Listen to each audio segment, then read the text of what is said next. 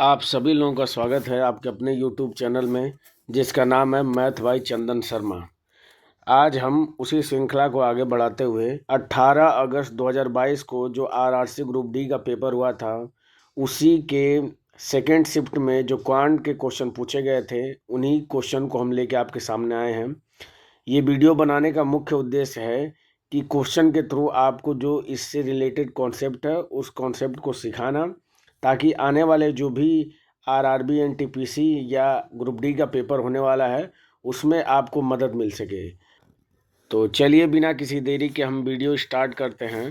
पहला क्वेश्चन कह रहा है कि P और Q की आयु का योग जो है वो Q और R की आयु के योग से 15 वर्ष अधिक है। ठीक है, तो जैसा क्वेश्चन बोल रहा है वैसा लिख ले रहे हैं। तो कह रहा है कि P और Q की जो आयु का योग है वो आपके Q प्लस R की आयु के योग से क्या है, 15 अधिक है। यानी अगर इसमें 15 जोड़ दें तो इसकी आयु का क्या हो जाएगा, बराबर हो जाएगा। आपसे पूछ क्या रहा है कि R की आयु जो है वो P से कितने वर्ष कम है, यानी कि P माइनस आपसे R क्या पूछ रहा है। ठीक है, तो यहाँ से इसको निकाल देते हैं। तो Q से ये Q कैंसिल हो जाएगा, P इधर रहेगा, इस R को इधर लेके आएंगे तो माइनस R बराबर किसके हो जाएगा, 15 के।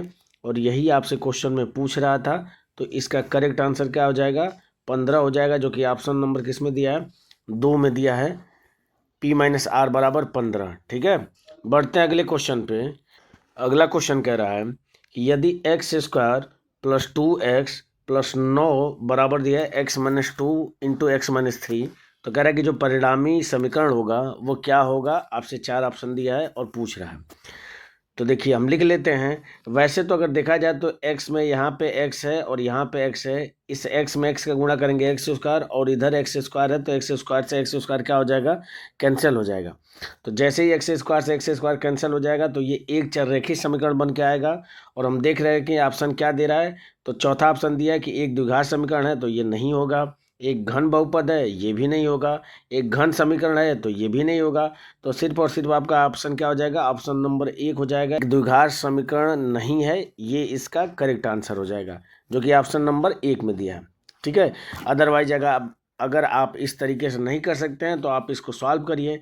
तो इसको लिख लेंगे, तो x square plus 2x plus 9, और इसका गुणा करेंगे तो x में x का गुणा करेंगे एक्स स्क्वायर, x में -3 का गुणा करेंगे -3x, -2 में x का गुणा करेंगे -2x, और माइनस माइनस प्लस 3 दूना कितना आ जाएगा, 6 हो जाएगा। या इसको हम लिख सकते हैं एक्स स्क्वायर -5x और प्लस 6 लिख सकते हैं। यहाँ से आपका एक्स स्क्वायर से एक्स स्क्वायर कट जाएगा, ये आपका एक चररेखीय समीकरण निकल के आ जाएगा। यानी 7x बराबर कितना हो जाएगा, 9 जब उधर जाएगा तो क्या हो जाएगा आपका, माइनस हो जाएगा, तो -3 हो जाएगा आपका। यानी ये एक क्या हो गया, रेखीय समीकरण हो गया, जिसमें एक चर है, तो इसीलिए बाकी जो 3 ऑप्शन है वो नहीं होंगे। यानी यह एक द्विघात समीकरण नहीं है, क्योंकि द्विघात समीकरण का जो बेसिक पैटर्न होता है वो होता है ax² plus bx plus c equal to होता है 0। वो इस फॉर्म में होना चाहिए, और हम इक्वेशन देख रहे हैं कि इक्वेशन ये आ रही है जो कि इस फॉर्म में नहीं है। यानी x के जो घात होना चाहिए मैक्सिमम 2 घात होना चाहिए, और यहाँ पे x का जो मैक्सिमम घात है वो कितना है, आपका 1 है। इसलिए यह एक द्विघात समीकरण नहीं है। ठीक है, बढ़ते हैं अगले क्वेश्चन पे। अगला क्वेश्चन कह रहा है कि यदि सेक 4a बराबर कोसेक 3a माइनस 50 डिग्री है, तो आपसे पूछ रहा है कि a प्लस 75 डिग्री का मान आपसे क्या हो रहा है, पूछ रहा है। ठीक है, तो यहाँ पे हम एक रूल जानते हैं कि सेक थीटा बराबर होता है कोसेक 90 माइनस क्या होता है, थीटा के बराबर होता है। यानी अगर यहाँ से देखेंगे तो इस थीटा और इस 90 माइनस थीटा, इन दोनों को जोड़ेंगे तो किसके बराबर होना चाहिए, 90 अंश के क्या होना चाहिए, बराबर होना चाहिए। तो हम देख रहे हैं कि सेक थीटा किसके बराबर है, कोसेक थीटा के। यानी यहाँ से क्या निकल के आ जाएगा कि 4a और प्लस 3a माइनस 50 डिग्री, इसका योग किसके बराबर होना चाहिए, 90 अंश के बराबर होना चाहिए। तो यहाँ से a की वैल्यू हम फाइंड आउट कर लेते हैं। तो 4 3 7, a बराबर कितना हो जाएगा, 50 उधर जाएगा तो कितना हो जाएगा, 9 5 14, 140 अंश हो जाएगा। यहाँ से a की वैल्यू कितनी निकल के आ जाएगी, तो 20 अंश निकल के आ जाएगी। और आपसे पूछ रहा है कि a प्लस 75 अंश का मान, तो a की वैल्यू है 20 और प्लस 75 इसमें जोड़ देंगे तो कितना हो जाएगा, 95 अंश इसका मान हो जाएगा। जो कि ऑप्शन नंबर 1 में दिया है, ये इसका करेक्ट आंसर हो जाएगा। ठीक है, बढ़ते हैं अगले क्वेश्चन पे। अगला क्वेश्चन कह रहा है कि यदि एक समबाहुभुज के प्रत्येक अंतःकोण का जो मान है वो आपको 135 अंश दिया है, तो पूछ रहा है कि बहुभुज की भुजाओं की संख्या कितनी होगी, ये आपको ज्ञात करना है। तो इसको करने के दो तरीके हो सकते हैं। पहला तरीका ये है कि आप फार्मूला बेस्ड करके जाएं, और इसका फार्मूला ये कहता है कि अंतःकोण निकालने के लिए फार्मूला होता है किसी बहुभुज का, वो होता है n-2 इंटू 180 और डिवाइडेड बाई अगर हम कर दें n से, ये होता है अंतःकोण का मान होता है। और यहाँ पे दिया है अंतःकोण कितना है आपका 135 अंश है, तो यहाँ से n की वैल्यू फाइंड आउट कर लेते हैं। तो ये हो जाएगा n-2 डिवाइडेड बाई n, ये इधर 135 अंश है और 180 जब इधर आएगा तो क्या हो जाएगा, उसका भाग हो जाएगा। 15 से काट देते हैं तो 15 नामा 135 और 15 के 15, 3 30, 15 दुना के 30, फिर 3 से काट लेते हैं तो 3 3 9, 3 चौको 12, यानी कि n-2 डिवाइडेड बाई n, इसकी वैल्यू क्या निकल के आएगी, 3/4 निकल के आएगी। अब इसमें n का मान निकाल लेंगे तो इसका तिर्यक गुणा कर लेंगे, तो 4n-4 दुना के 8, ये बराबर हो जाएगा आपका 3n के।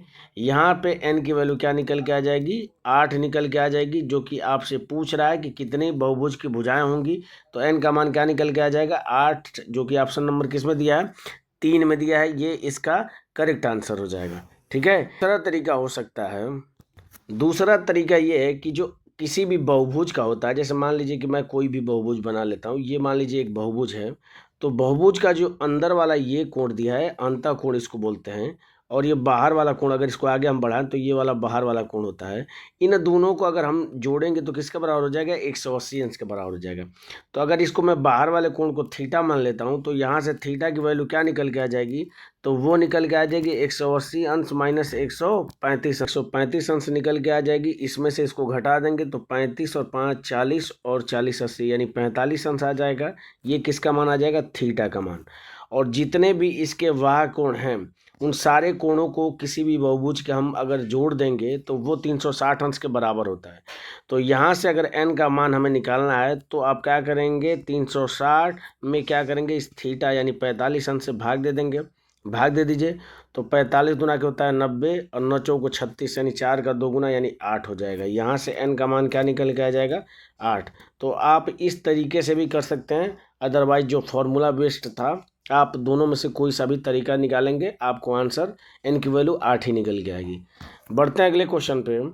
अगला क्वेश्चन कह रहा है 6/x माइनस 2/x-1, ये आपको इक्वेशन दिया है और कह रहा है कि इसके मूल क्या होंगे, आपको ज्ञात करना है। मूल ज्ञात करने का मतलब होता है कि x की वैल्यू फाइंड आउट करना। तो इसको हम इस इक्वेशन को सॉल्व कर लेते हैं। तो ये आपका हो जाएगा 6/x माइनस हो जाएगा 2/x-1, और इसको इधर बराबर के लेके चले आते हैं तो ये हो जाएगा 1/x-2। अब इसको सॉल्व कर लेते हैं तो ये हो जाएगा आपका 6x minus 6 minus 2x divided by क्या हो जाएगा, x² माइनस x हो जाएगा, बराबर हो जाएगा 1/x-2 के। तो यहाँ से जब इसको सॉल्व करेंगे तो 6x में से 2x घटाएंगे, कितना हो जाएगा 4x माइनस 6, और इसमें गुणा आपका हो जाएगा किसका, x-2 का, और ये x² माइनस x का 1 में गुणा करेंगे तो x² माइनस x आ जाएगा। अब इसको सॉल्व कर लेते हैं तो ये हो जाएगा 4x² माइनस 4 दुना के 8x माइनस 6x और प्लस 6 दुना के 12, बराबर हो जाएगा आपका x² माइनस x के। अब इसको बराबर के एक तरफ कर लेंगे तो 4x² में से x² घट जाएगा, कितना बचेगा 3x², और माइनस 8 6 14, और 14x जब इधर आएगा तो 1 घट जाएगा, यानी कि 13x और प्लस 12, और बराबर किसके हो जाएगा 0 के। अब यह एक क्या बन गया, द्विघात समीकरण बन गया, और द्विघात समीकरण को अब हमें सॉल्व करके x की वैल्यू क्या करना है, फाइंड आउट करना है। तो द्विघात समीकरण सॉल्व करना मैं बताया हूँ कि इसमें क्या करता है कि ये जो c होता है इसका a में गुणा करते हैं, और उसके बाद से गुणा करने के बाद जो गुणनफल आता है उसको जोड़ते और घटाते हैं, जो कि b के बराबर आना चाहिए। तो 12 में 3 का गुणा करेंगे तो कितना आ जाएगा आपको 36, और 36 को ऐसे दो फैक्टर में तोड़िए कि जोड़ने या घटाने पर 13 के बराबर आ जाए। तो 9 चौको 36, यानी 9 और 4 हो जाएगा, यानी कि अब ये माइनस है तो क्या हो जाएगा, -9 और -4 हो जाएगा। और चूंकि ये बराबर के इधर है तो जब बराबर के उधर जाएगा तो +9 और +4 हो जाएगा। अब जब ये वैल्यू 9 और 4 आ गई तो उसमें एक्स स्क्वायर का जो कोफिशिएंट 3 है बस उसी से भाग दे दीजिए। तो 3 से भाग देंगे तो ये 9/3 हो जाएगा, ये 4/3 हो जाएगा। इसको सॉल्व करेंगे तो कितना हो जाएगा, 3 हो जाएगा। और ये 4/3 ये सॉल्व नहीं होगा, यानी ये उसके दोनों मूल निकल के आ जाएंगे, जो कि ऑप्शन नंबर किस में दिया है, 2 में दिया है, 4/3 और 3। ये इसका करेक्ट आंसर हो जाएगा। ठीक है, मैं द्विघात समीकरण सॉल्व करना बताया हूँ कि आप इसको ओरली कैसे सॉल्व कर सकते हैं। अगर आप इस चैनल को रेगुलरली फॉलो कर रहे हैं तो आप इस चीज़ से बहुत अच्छे से वाकिफ़ होंगे कि आप द्विघात समीकरण को ओरली कैसे सॉल्व कर सकते हैं। ठीक है, मैंने उसी मेथड को यूज करके यहाँ पे डायरेक्ट एक्स की वैल्यू लिख दिया है। बढ़ते हैं अगले क्वेश्चन पे। अगला क्वेश्चन कह रहा है कि 2 पाइप x और y एक टंकी को क्रमशः 21 घंटे और 24 घंटे में भर सकते हैं। दोनों पाइप को एक साथ खोल दिया जाता है और यह पाया जाता है कि टंकी के तल में एक रिसाव है, जिसके कारण टंकी को भरने में 48 मिनट अधिक समय लगता है। तो आपसे पूछ रहा है कि अगर टंकी पूरी भरी हो तो सभी पाइपों को बंद कर दिया जाए तो उस रिसाव के कारण टंकी कितने समय में पूरी खाली हो जाएगी, ये आपसे पूछ रहा है। ठीक है, तो इसको सॉल्व करते हैं। तो x उस टंकी को भर दे रहा है 21 घंटे में, y भर दे रहा है कितने घंटे में, तो 24 घंटे में। दोनों का एलसीएम निकाल देंगे तो 8 में 3 24 हो जाएगा, 7 यहाँ पे बचेगा क्योंकि 3 तो लिख दिया अपने। तो ये इसका क्या निकल के आ जाएगा, एलसीएम। 21 से भाग देंगे तो कितनी बढ़ जाएगा, 8 बार। 24 से भाग देंगे तो कितनी बढ़ जाएगा आपका, 7 बढ़ जाएगा। यानी x की एफिशिएंसी आ गई 8 और y की एफिशिएंसी कितनी आ गई, 7 निकल के आ गई। ठीक है, तो अगर ये 8 और 7 के हिसाब से अगर ये भरते तो ये 1 घंटे में कितना भर देंगे, 15 यूनिट भर देंगे। तो टोटल इतनी कैपेसिटी है टंकी की, तो भरने में इनको कितना समय लगेगा, तो भाग दे देते हैं हम। तो 8 3 24 और 24 में 7 का गुणा करेंगे तो 7 चौक 28, 2 और 7 दूना के 14 और 2 कितना हो जाएगा, 16, 168 हो जाएगा। इसको किससे भरना है, 8 7 15 से भरना है। तो इतना समय उनको लगेगा, 168/15 घंटे आपको क्या लगेगा, उन दोनों को भरने में लगेगा अगर वो एक साथ भरते हैं। लेकिन क्वेश्चन में एक चीज़ और दिया है कि रिसाव के कारण उनको 48 मिनट अधिक लगता है। तो 48 मिनट को अगर हम घंटे में बदलेंगे तो क्या करेंगे, 60 से भाग दे देंगे। तो 60 से भाग देंगे तो 12 चौक 48 और 12 पचे 60, यानी कि 4/5 घंटे और अधिक लगते हैं। तो टोटल कितने घंटे लग जाएंगे, तो इतना तो एक्चुअल में लगना चाहिए, लेकिन 4/5 घंटे और अधिक लग जा रहे हैं। तो टोटल कितने घंटे लगेंगे, तो दोनों को क्या कर दिए, जोड़ दीजिए। तो 148/15 और प्लस इसको नीचे 15 5 को करने के लिए 3 से ऊपर गुणा कर दिए तो 4 3 12 हो जाएगा और 5 3 15, यानी इतने घंटे लगेंगे। तो जोड़ दीजिए। तो 68 और 2 70 और 1 80, यानी कि 180/15। इसको सिंप्लीफाई कर लेते हैं तो 15 से कर करेंगे तो 15 कम 15 और 3 30, 15 दूना 30, यानी कि 12 घंटे लगेंगे अगर लीकेज है, रिसाव है तब। ठीक है, तो टोटल कितने घंटे लगने चाहिए, 168/15 घंटे लगने चाहिए। लेकिन रिसाव के कारण करने का मतलब क्या है कि अगर मान लीजिए रिसाव को अगर जेड हम मानते हैं तो x प्लस वाई और प्लस जेड इनको भरने में कितना समय लग रहा है, तो 12 घंटे लग रहा है। तो टोटल एफिशिएंसी इतनी है, कैपेसिटी टोटल इतनी है 8 × 3 × 7, तो इसको 12 घंटे में अगर भर रहा है तो इसकी एफिशिएंसी क्या निकल के आ जाएगी, तो इतने में 12 से भाग दे देंगे। तो 12 से भाग देंगे तो 4 3 12, यानी कि 7 दूना के 14, यानी इन तीनों की एफिशिएंसी क्या निकल के आ गई, 14 निकल के आ गई। अब देखिए x की एफिशिएंसी 8 है, y की एफिशिएंसी 7 है और x plus y plus z की एफिशिएंसी 14 है। इसका मतलब जेड की एफिशिएंसी क्या निकल के आ जाएगी, -1 निकल के आ जाएगी। -1 कहने का मतलब क्या है कि वो खाली कर रहा है इसलिए माइनस में आ रहा है, यानी जेड की एफिशिएंसी 1 निकल के आ गई। और टोटल कैपेसिटी इतनी है और आपसे पूछ रहा है कि रिसाव कितने दिन में उसको खाली कर देगा, तो और आपसे पूछ रहा है कि रिसाव कितने घंटे में उसको खाली कर देगा, तो बस क्या करेंगे, इसमें 1 से भाग दे देंगे। और इसका अभी हमने गुणा किया है तो कितना आया था, 168 आया था। इसमें 1 से भाग देंगे तभी भी 168 आएगा, यानी रिसाव उस पूरी भरी टंकी को क्या करेगा, 168 घंटे में क्या करेगा, खाली कर देगा, जो कि ऑप्शन नंबर 1 में दिया है। ये इसका करेक्ट आंसर हो जाएगा। ठीक है, बढ़ते हैं अगले क्वेश्चन पे। अगला क्वेश्चन क्या है अगला क्वेश्चन कह रहा है कि 0.474747 ऐसे करके आगे बढ़ता गया है। कह रहा है कि इसको हमें तुल्य भिन्न यानी कि P/Q के फॉर्म में लिखना है, ये आपसे कह रहा है। तो इसको मैं लिख सकता हूँ 0.47 और इसके ऊपर बार लिख सकता हूँ, यही वैल्यू है जिसको मैंने बार के फॉर्म में रख दिया है। अब मैंने बताया कि किसी भी संख्या जिसके ऊपर बार लगे उसको P/Q के फॉर्म में लिखने का तरीका होता है कि पहले पूरी संख्या लिख देंगे और जिसके ऊपर बार नहीं है उसको उसमें से घटा देंगे। तो 0 ऐसी संख्याएं हैं जिनके ऊपर बार नहीं है, और जिन संख्याओं के ऊपर बार है, जितनी संख्याओं के उतनी बार 9 लिख देते हैं। तो 2 संख्याओं के ऊपर है तो 2 बार 9 लिख देंगे, यानी ये आपका क्या निकल के आ जाएगा 47/99 निकल के आ जाएगा, जो कि तुल्य भिन्न के रूप में हो जाएगा, जो कि ऑप्शन नंबर किस में दिया है, 2 में दिया है। ये इसका करेक्ट आंसर हो जाएगा 47/99। ठीक है, बढ़ते हैं अगले क्वेश्चन पे। अगला क्वेश्चन कह रहा है कि यदि AB बराबर आपको x + 3 दिया है, BC बराबर आपको 2x दिया है और AC बराबर आपको इतना दिया है, तो कह रहा है कि x के किस मान के लिए जो B होगा वो AC पर स्थित होगा। तो मैं बना लेता हूँ, जैसे मान लीजिए ये आपका AC है और यहाँ पे B कोई वैल्यू है। कह रहा है कि B AC पे स्थित होना चाहिए, तो B हमने यहाँ पे AC पे कोई बिंदु ले लिया। आपसे दिया है कि AB बराबर आपका दिया है, यानी इसकी वैल्यू आपको दिया है x + 3 दिया है। BC बराबर दिया है, यानी इसकी वैल्यू दिया है 2x, और AC यानी इस पूरी वैल्यू का मान किसके बराबर दिया है, तो वो दिया है 4x - 5 के बराबर पूछ रहा है। तो आपसे पूछ रहा है x का मान पूछ रहा है। तो देखिए पूरी लेंथ है 4x - 5 है, AB की लेंथ है x + 3 है, इसकी लेंथ है 2x, यानी क्या हो जाएगा x + 3 और +2x, इसको जोड़ेंगे तो इस पूरी लेंथ के बराबर हो जाएगा, जो कि 4x - 5 है। यहाँ से देखिए 2x और x जोड़ेंगे तो कितना आ जाएगा 3x + 3 हो जाएगा। ये बराबर किसको हो जाएगा 4x - 5 को हो जाएगा।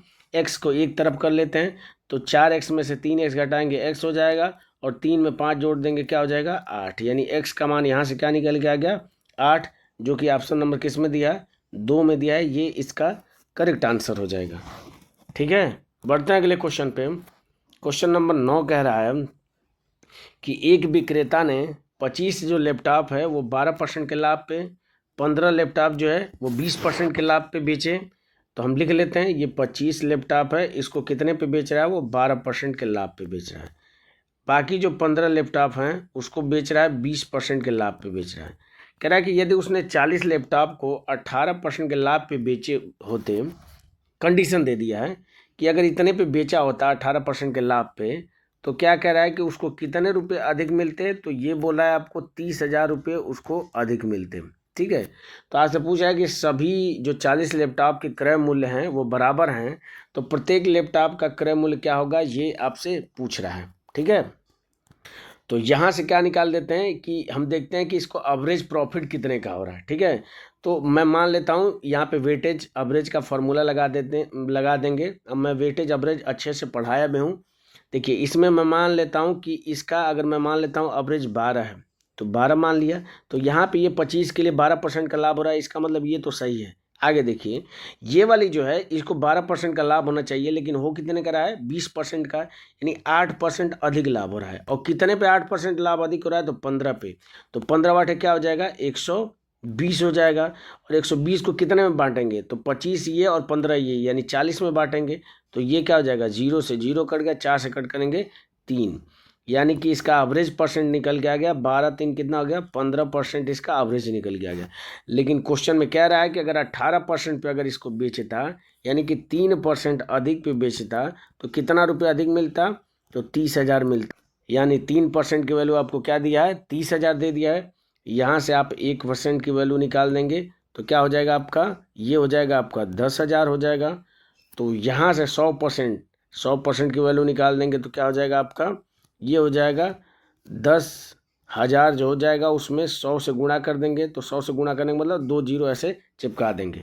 तो यहाँ से ये 100%, यानी कि ये बोल रहा है कि ये 40 जो लैपटॉप हैं उनकी ये कीमत निकल के आ गई। तो 40 लैपटॉप की कीमत अगर ये है, तो एक लैपटॉप की कीमत आपसे पूछ रहा है, तो बस इसमें क्या करेंगे, कितने जीरो हैं 3 3 6 जीरो हैं, 2 3 4 5 6, इसमें क्या करेंगे 40 से भाग दे देंगे। तो भाग दे दीजिए, तो 0 से 0 कट गया, 4 से कट करेंगे तो 25 चौको 100 हो जाएगा, और कितने जीरो बच्चे 3, यानी क्या हो जाएगा 25,000 उसका क्या निकल के आ जाएगा आपको क्रय मूल्य निकल के आ जाएगा, जो कि ऑप्शन नंबर किस में दिया है, 4 में दिया है। ये इसका करेक्ट आंसर हो जाएगा। ठीक है, बढ़ते हैं अगले क्वेश्चन पे।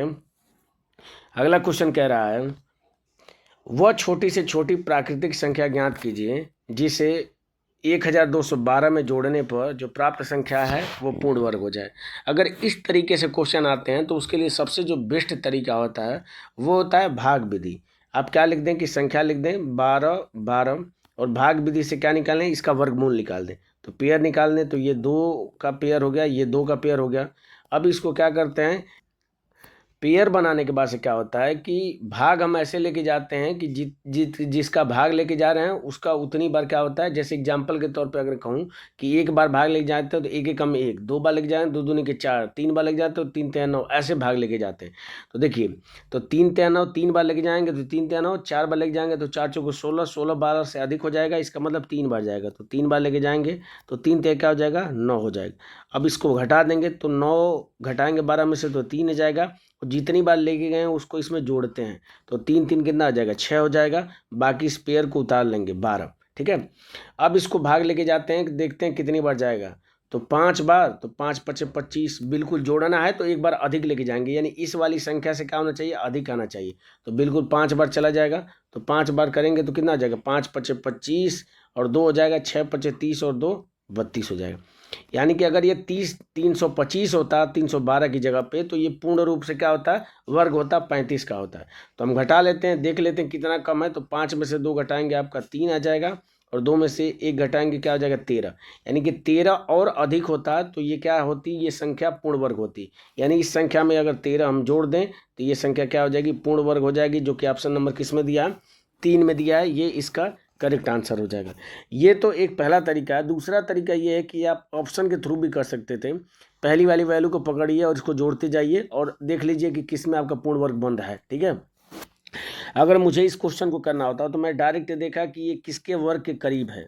तो अगर हम देखेंगे तो ये 35 के वर्ग के करीब है।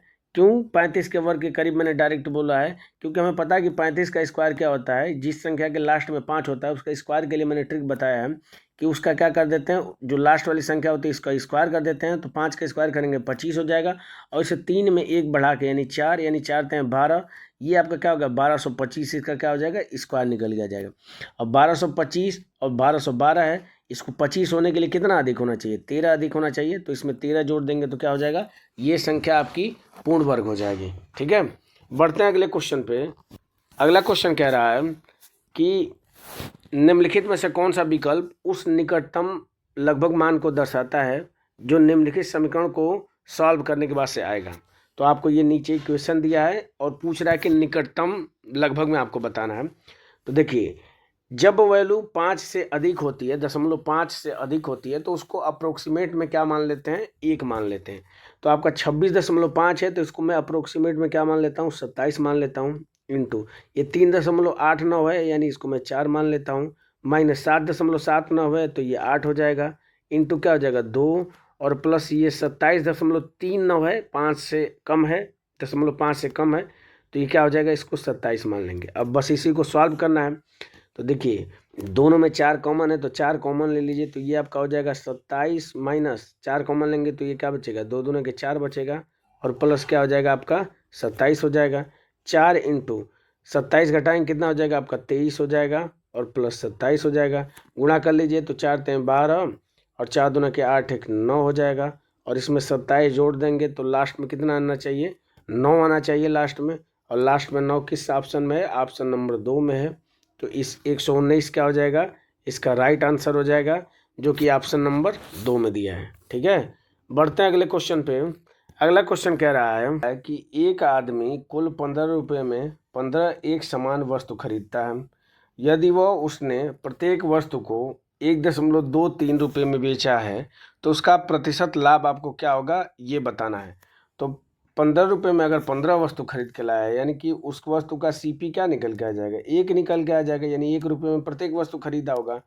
1 रुपये में खरीद रहा है और 1.23 में बेच रहा है, तो कितने का फायदा हो रहा है, 0.23 का फायदा हो रहा है। कितने पे, तो सीपी पे 1 रुपये पे। तो प्रतिशत पूछ रहा है तो 100 से क्या करेंगे, गुणा कर देंगे। तो 100 से गुणा करेंगे तो क्या हो जाएगा, आपका 2 स्थान पे दशमलव है वो क्या हो जाएगा, हट जाएगा, यानी 23% का फ़ायदा होगा, 23% का उसको प्रतिशत लाभ होगा, जो कि ऑप्शन नंबर किस में दिया है, 1 में दिया है। ये इसका करेक्ट आंसर हो जाएगा। ठीक है, बढ़ते अगले क्वेश्चन पे। अगला क्वेश्चन कह रहा है कि यदि a + b = 56 है और a - b का होल स्क्वायर बराबर 496 है, तो आपसे पूछ रहा है कि a और b के गुणनफल का मान कितना होगा, ज्ञात करिए। तो हमें पता है कि a - b का होल स्क्वायर ये बराबर होता है, ये होता है a + b का होल स्क्वायर और माइनस होता है 4ab के बराबर होता है। यहाँ से वैल्यू रख देंगे हम, तो a - b का होल स्क्वायर इसकी वैल्यू दिया है 496, बराबर हो जाएगा a + b का मान दिया है 56 और 56 का स्क्वायर कर लेंगे और माइनस किसके है, 4ab। आपसे ab की वैल्यू पूछ रहा है क्योंकि गुणनफल का मान बताना है, तो सॉल्व कर लेते हैं। तो ये हो जाएगा 4ab बराबर हो जाएगा 56 का स्क्वायर क्या हो जाएगा, तो 50 से अधिक है यानी 6 का स्क्वायर हो जाएगा 36 और 25 में 6 जोड़ देंगे तो क्या हो जाएगा 31, 36, ये इसका क्या हो जाएगा 56 का स्क्वायर हो जाएगा। इसमें से हमें घटा देना है 496, घटा दीजिए तो 6 में से 6 जाएगा 0 हो जाएगा, 13 में से 9 जाएगा 4 हो जाएगा और ये हो जाएगा 10, 10 में से 4 जाएगा कितना जाएगा 6 हो जाएगा और ये हो जाएगा 2। तो ए बी की वैल्यू यहाँ से क्या निकल के आ गई, तो 26, 40, इसमें क्या करेंगे 4 से भाग दे देंगे, तो 4 6 के 24, 2 24, 6 बार यानी कि 660 इसका क्या हो जाएगा आंसर हो जाएगा, जो कि ऑप्शन नंबर किस में दिया है 4 में दिया है 660, ये इसका करेक्ट आंसर हो जाएगा। बढ़ते हैं अगले क्वेश्चन पे। अगला क्वेश्चन कह रहा है कि एक आयताकार भूखंड के विकर्ण और एक भुजा की माप, जैसे मान लीजिए ये है आपका आयताकार भूखंड है, इसका विकर्ण मान लीजिए ये है, इसकी मान दिया है 65 मीटर और इसकी एक भुजा यानी कोई सी भी भुजा मैं मान लेता हूँ, ये दिया है आपका 63 मीटर। तो पूछ रहा है कि उस आयताकार भूखंड का परिमाप आपको, तो परिमाप इसका क्या होता है, 2 ब्रैकेट में होता है लंबाई प्लस चौड़ाई होता है आयत का परिमाप। तो चूंकि लंबाई अगर 63 में मान रहा हूँ तो हमें चौड़ाई निकालनी पड़ेगी और हमें पता है कि आयत का जो होता है प्रत्येक कोण किसके बराबर होता है, 90 अंश के बराबर होता है। तो यहाँ पे एक समकोण त्रिभुज बन रहा है, इसका मुझे लंब निकालना है, तो पाइथागोरस थ्योरम निकाल देंगे। अगर इसकी वैल्यू x मानते हैं हम, तो यहाँ से x स्क्वायर का मान क्या निकल के आ जाएगा, तो 65 का स्क्वायर और माइनस क्या हो जाएगा आपका 63 का स्क्वायर। ये होता है एक ब्रैकेट में a + b और दूसरे ब्रैकेट में क्या होता है a - b। तो 63 माइनस 65 माइनस क्या हो जाएगा आपका,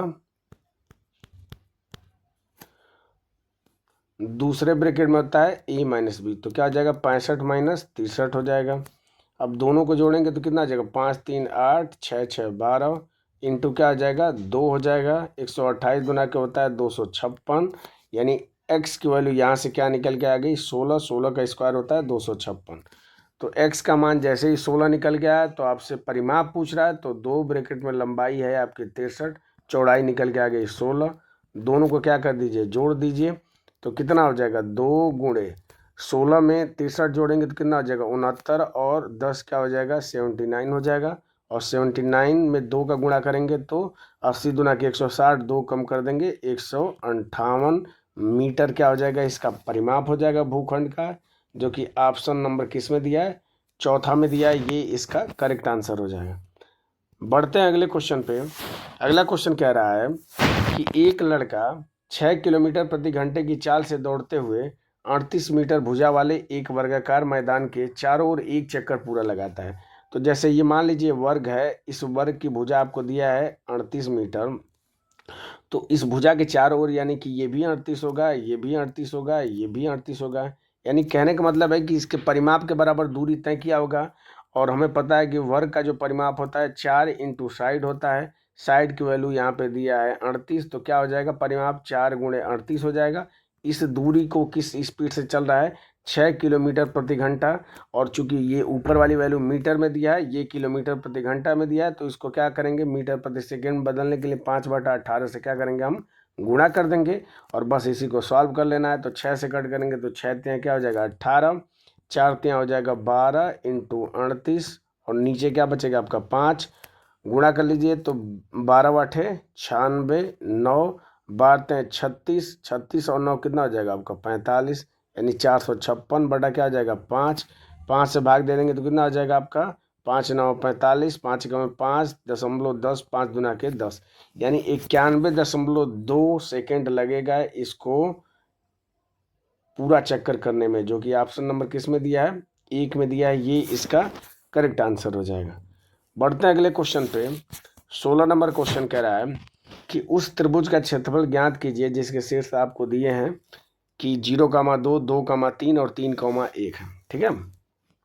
निर्देशांक ज्यामिति में क्या होता है, जैसे मान लीजिए 3 निर्देशांक दिए हैं, x1, y1 ब्रैकेट में, x2, y2 और तीसरे ब्रैकेट में दिया है x3, y3। ठीक है।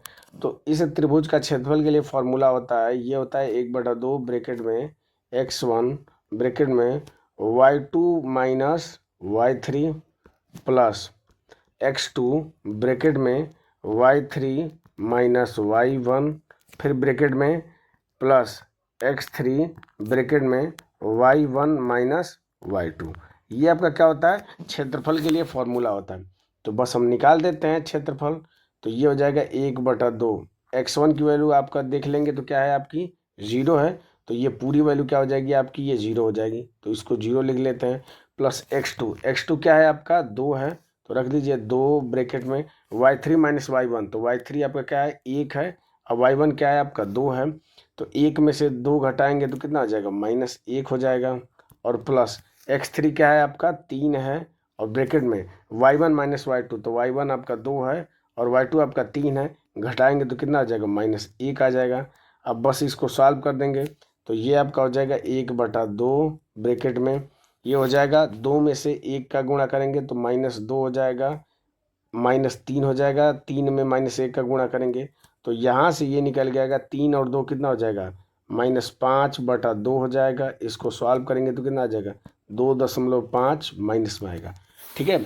तो चूंकि क्षेत्रफल जो होता है वो हमेशा पॉजिटिव वैल्यू होती है, इसलिए जो निगेटिव आया है तो इसमें निगेटिव को हटा देंगे, यानी आंसर आपका क्या निकल के आ जाएगा, 2.5 निकल के आ जाएगा, जो कि ऑप्शन नंबर किस में दिया है, 3 में दिया है, ये इसका करेक्ट आंसर हो जाएगा। ठीक है। बढ़ते हैं अगले क्वेश्चन पे। अगला क्वेश्चन कह रहा है 17 नंबर क्वेश्चन कि यदि 3x माइनस 2y बराबर 10 दिया है और xy की वैल्यू दिया है 11, तो आपसे पूछ रहा है 27x³ माइनस 8y³ का मान ज्ञात करिए। ठीक है।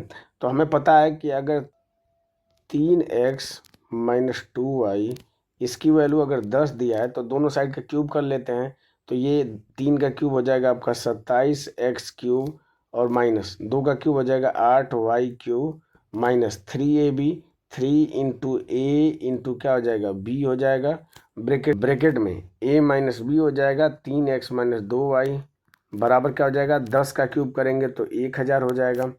अब वैल्यू इसकी पूछ रहा है आपसे क्वेश्चन में। ठीक है। तो इस वाली वैल्यू को क्या करेंगे, बराबर को उधर लेके चले जाएंगे, तो ये वाली वैल्यू बराबर क्या हो जाएगा आपका 1000 और प्लस क्या हो जाएगा 3xy, यानी 3 3 9 दूने के 18, 18xy और xy की वैल्यू क्या दिया है आपको क्वेश्चन में, 11 दिया है, तो 18 इंटू 11 और 3x माइनस 2y की वैल्यू क्वेश्चन में 10 दिया है, तो क्या हो जाएगा आपका 10 हो जाएगा। तो बस इसको सॉल्व कर लीजिए, तो ये हो जाएगा 1000 और प्लस 18 में 11 का गुणा करेंगे 198 हो जाएगा और एक 0 उतर जाएगा, दोनों को जोड़ेंगे तो कितना हो जाएगा 1000 1000 2980, इसका क्या हो जाएगा आंसर हो जाएगा, जो कि ऑप्शन नंबर किस में दिया है, चौथे वाले ऑप्शन में दिया है 2980, ये इसका करेक्ट आंसर हो जाएगा। बढ़ते हैं अगले क्वेश्चन पे। अगला क्वेश्चन कह रहा है, क्वेश्चन नंबर 18 कह रहा है कि ए और बी ने एक व्यवसाय में क्रमशः 42,000 रुपये, 56,000 रुपये निवेश किए और वर्ष के अंत में इनको 87,220 रुपये का लाभ हुआ, तो उस लाभ में बी का हिस्सा कितना है, ये आपसे पूछ रहा है। तो मैं इस तरह के जो पार्टनरशिप के क्वेश्चन है मैं करा चुका हूँ। इसमें क्या होता है कि जितनी वैल्यू आपने इन्वेस्ट किया है, जितना रुपया आपने इन्वेस्ट किया है और जितने समय के लिए इन्वेस्ट किया है, उसके गुणनफल के हिसाब से आपको क्या मिलता है, प्रॉफिट में शेयर मिलता है।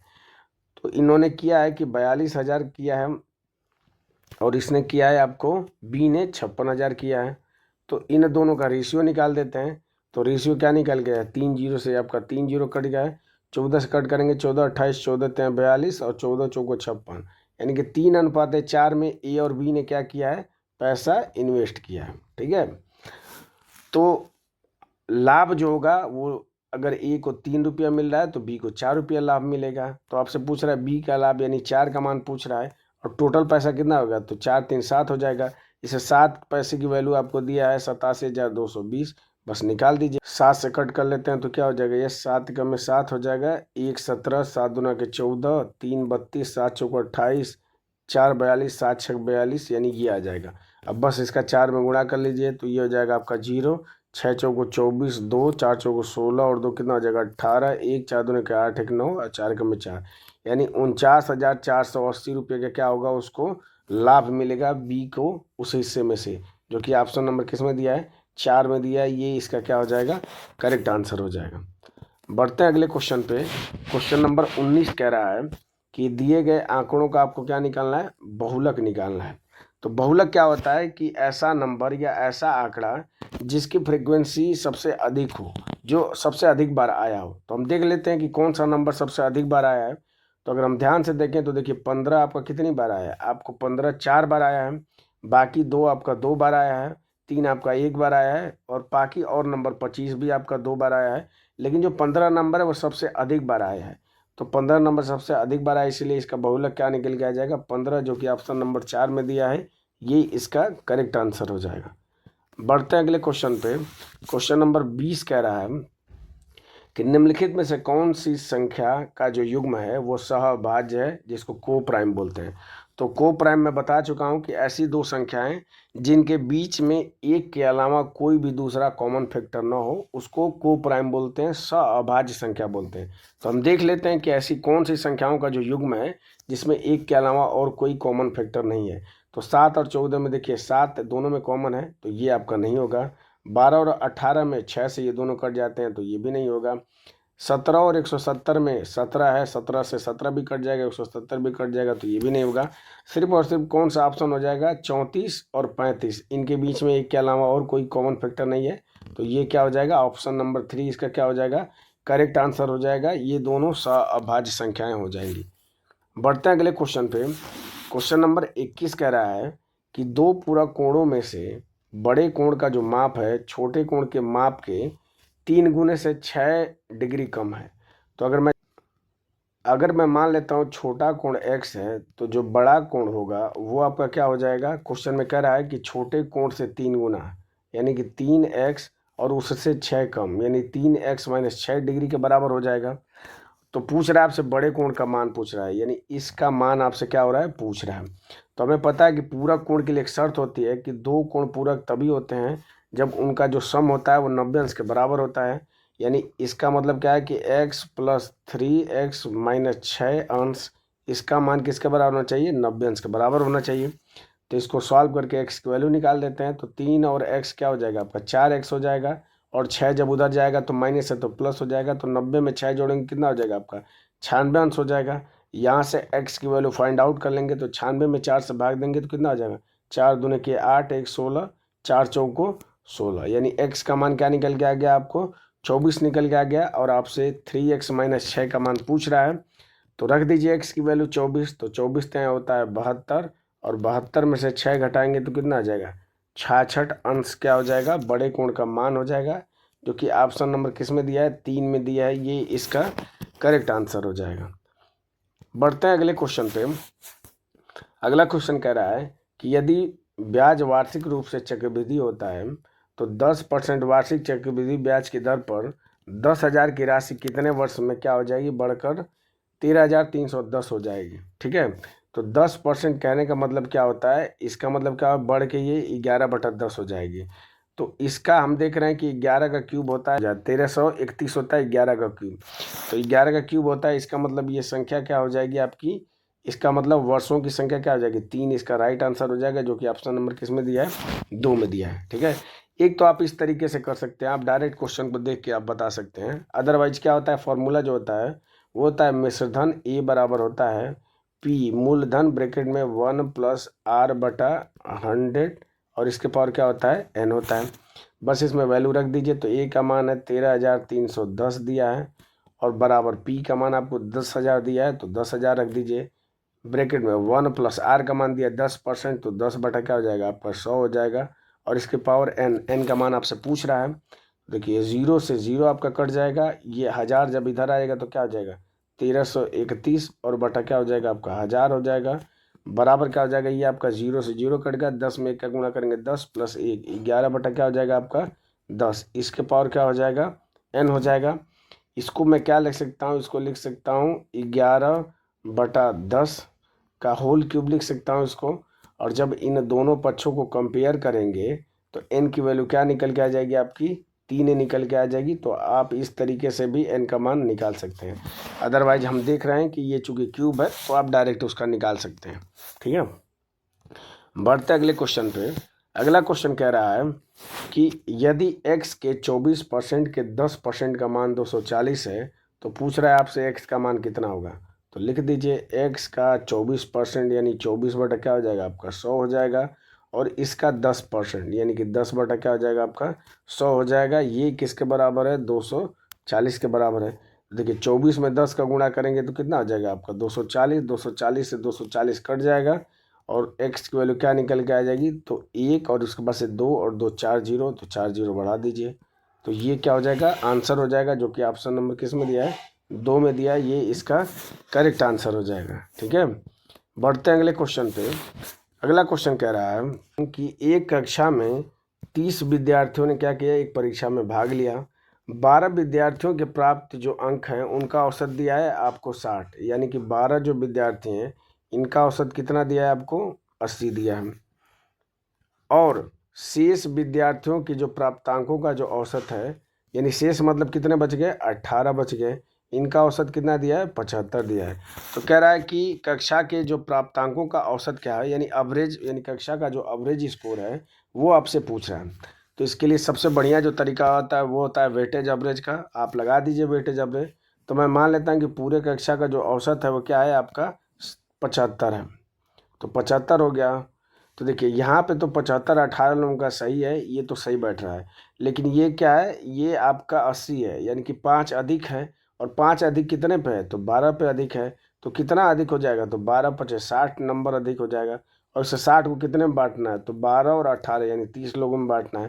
तो भाग दे दीजिए, तो 30 गुना कितना हो जाएगा 60, यानी जो हमने 75 एवरेज माना था वो 75 न को क्या होना चाहिए 2 अधिक होना चाहिए। तो 75 में 2 अधिक जोड़ेंगे तो कितना हो जाएगा 77। तो पूरी कक्षा का जो औसत निकल के आ जाएगा वो क्या निकल के आ जाएगा 77। ठीक है, बढ़ते हैं अगले क्वेश्चन पे। अगला क्वेश्चन कह रहा है कि निम्नलिखित में से कौन सी वह बड़ी से बड़ी संख्या है जिसे 72 और 119 से विभाजित करने पर क्रमशः 3 और 4 शेषफल प्राप्त होते हैं। ठीक है, तो जब भी इस तरह के क्वेश्चन आते हैं तो जो भी शेषफल आता है उसको पर्टिकुलर संख्या से क्या करते हैं घटा देते हैं। तो 72 में कितना शेषफल आना चाहिए 3, तो 72 में से 3 घटा देंगे तो कितना हो जाएगा आपका 69 हो जाएगा। और 119 में कितना शेषफल आना चाहिए 4, तो 119 में से 4 घटा देंगे तो क्या आ जाएगा आपका 115 हो जाएगा। और बस क्या निकाल देंगे कि 69 और 115 का क्या निकाल देंगे HCF निकाल देंगे, तो वो आपका क्या हो जाएगा करेक्ट आंसर हो जाएगा। तो ऑप्शन से देख लेते हैं। तो 17 से कट करेंगे तो 69 नहीं कटेगा, 19 से कट करेंगे तो 19 चौक 76, 19 से भी नहीं कटेगा, 21 से करेंगे तो 63 होगा, 69 नहीं कटेगा। तो करेक्ट आंसर क्या हो जाएगा आपका ऑप्शन नंबर 4 क्या आ जाएगा 23 इसका क्या हो जाएगा करेक्ट आंसर हो जाएगा, क्योंकि 23 से 69 भी कट जाएगा और 23 से 115 कट जाएगा। तो 23 वह संख्या होगी जिससे अगर 72 और 119 को विभाजित किया जाए तो क्रमशः 3 और 4 शेषफल प्राप्त होंगे। बढ़ते हैं अगले क्वेश्चन पे। क्वेश्चन नंबर 26 कह रहा है नीचे एक तालिका दी गई है जिसमें 5 अलग अलग राज्यों के केंद्रीय विद्यालयों को मतलब दर्शाया गया है, और उसमें चयनित होने वाले छात्रों को दर्शाया गया है। वर्ष दिया है आपको, और ये आपको राज्य ऊपर दिया है और ये वर्ष नीचे दिया है। चलिए क्वेश्चन पे आते हैं। क्वेश्चन कह रहा है कि 2020 में बिहार में चयनित होने वाले छात्रों की संख्या, तो 2020 ये रहा, बिहार आपका ये रहा, चयनित होने वाले छात्रों की संख्या कितनी है आपकी 380 है। ठीक है, ये जो 380 है दिए गए सभी वर्षों में दिल्ली में चयनित होने वाली, तो दिल्ली में सभी वर्षों में चयनित होने वाली की संख्या यहाँ दिया है, से पूछ रहा है कितने प्रतिशत के बराबर है। तो इन सब का क्या निकाल देंगे हम सम निकाल देंगे। तो सम निकालेंगे तो कितना हो जाएगा 0 0 0 हो जाएगा, 8 2 10 10 6 16, और 16 और 5 कितना हो जाएगा 21 हो जाएगा, 2 कैरी हो जाएगा, 2 2 4 3 7 2 9 4 13, और 13 3 कितना हो जाएगा आपका 16। ये क्या हो जाएगा आपका जोड़ने के बाद से इतना हो जाएगा। अब प्रतिशत में पूछ रहा है तो बस 100 से क्या कर देना है, इसको गुणा कर देना है। तो ये आपका क्या हो जाएगा, 0 से 0 कट जाएगा।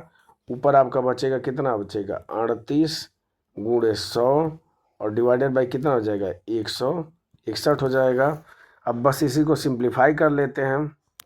तो ये कितना हो जाएगा, तो अगर मैं इसको 160 भी लेता हूँ तो ये क्या हो जाएगा, 16 दूना के 32, यानी कि 2 से अधिक होना चाहिए। तो 2 से देखिए ये तो कम है, ये भी कम है, तो ये आंसर नहीं होगा। ये 20 जो होगा, तो 20 ऐड करेंगे तो 16 दूना के 32 और 32 से ये 6 अधिक है 38, यानी कि 20 से अधिक होना चाहिए। और 20 से अधिक हमारा सिर्फ और सिर्फ ऑप्शन कौन सा है, ऑप्शन नंबर 2 है।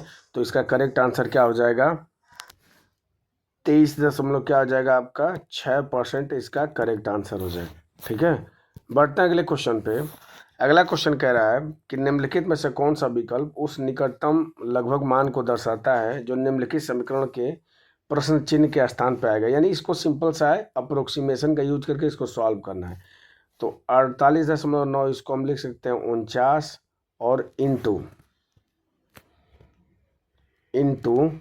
3.95 को लिख सकते हैं 4, माइनस 2.97 को लिख सकते हैं 3 और प्लस कितना हो जाएगा 17.86 को लिख सकते हैं 18। और बस इसी को क्या करना है, आपको सॉल्व करना है। तो ये क्या हो जाएगा आपका, गुणा कर दीजिए। तो 50 अगर लेते हैं तो 5 चौक 20, 200 में से 4 घटा देंगे 196 हो जाएगा। और ये 3 घटा देंगे 18 में से कितना हो जाएगा आपका 15। इन सबको जोड़ दीजिए तो 6 5 11, लास्ट में एक आ रहा है सिर्फ और सिर्फ ऑप्शन नंबर 4 में। तो इन दोनों को जोड़ेंगे तो कितना हो गया 211 इसका करेक्ट आंसर हो जाएगा, जो कि ऑप्शन नंबर 4 में दिया है। बढ़ते हैं अगले क्वेश्चन पे, और ये इस पेपर का लास्ट क्वेश्चन है। वह छोटी से छोटी संख्या आपको ज्ञात करनी है जिससे 6300 में अगर गुणा किया जाए तो प्राप्त जो संख्या होगी वो पूर्ण वर्ग होगी। तो हम देख लीजिए, तो इसका क्या करेंगे, हम प्राइम फैक्टराइजेशन कर देंगे। तो 6300 को हम क्या लिख सकते हैं, 9 सत्ते 63, तो 9 गुणे 100 गुणे क्या हो जाएगा आपका 7 हो जाएगा। अब देखिए 9 का स्क्वायर रूट निकालेंगे तो 3 निकल के आ जाएगा, 100 का स्क्वायर रूट निकालेंगे तो 10 निकल के आ जाएगा, लेकिन 7 का पेयर नहीं बन रहा है। तो अगर इसको पूर्ण वर्ग बनाना है तो एक और 7 चाहिए, यानी कि इस पूरी वाली संख्या में अगर हम 7 से गुणा कर दें तो ये संख्या क्या हो जाएगी आपकी पूर्ण वर्ग हो जाएगी। तो आपसे पूछ रहा है कि किस संख्या से गुणा करेंगे, तो राइट आंसर क्या आ जाएगा आपका ऑप्शन नंबर 3 7 हो जाएगा। 7 से अगर हम गुणा करेंगे तो ये संख्या आपकी क्या हो जाएगी, पूर्ण वर्ग हो जाएगी। ठीक है, तो इस तरीके से हमने 18 अगस्त 2022 को जो आरआरसी ग्रुप डी का पेपर हुआ था सेकेंड शिफ्ट का, उसमें जितने भी क्वांट से क्वेश्चन पूछे गए थे उसको हमने एक एक करके सॉल्व किया। जहाँ पे कॉन्सेप्ट की ज़रूरत थी वहाँ पे मैंने कॉन्सेप्ट को अच्छे से एक्सप्लेन किया, और जहाँ पे शॉर्ट अप्रोच की ज़रूरत थी वहाँ पे मैंने शॉर्ट ट्रिक भी यूज किया। तो मुझे उम्मीद है कि आपको ये वीडियो अच्छी लगी होगी। वीडियो अगर पसंद आए तो लाइक ज़रूर करें। वीडियो में अंत तक बने रहने के लिए आपका धन्यवाद। अगर आप इस चैनल पर पहली बार विजिट किए हैं तो इस चैनल को सब्सक्राइब करना न भूलें। आप अपने दोस्तों के साथ भी शेयर कर सकते हैं, जो भी ग्रुप डी की तैयारी कर रहे हैं उनके लिए बहुत ही मददगार साबित होगा। तो चलिए मिलते हैं आपसे अगले वीडियो में अगले पेपर के साथ। तब तक के लिए जय हिंद और बाय।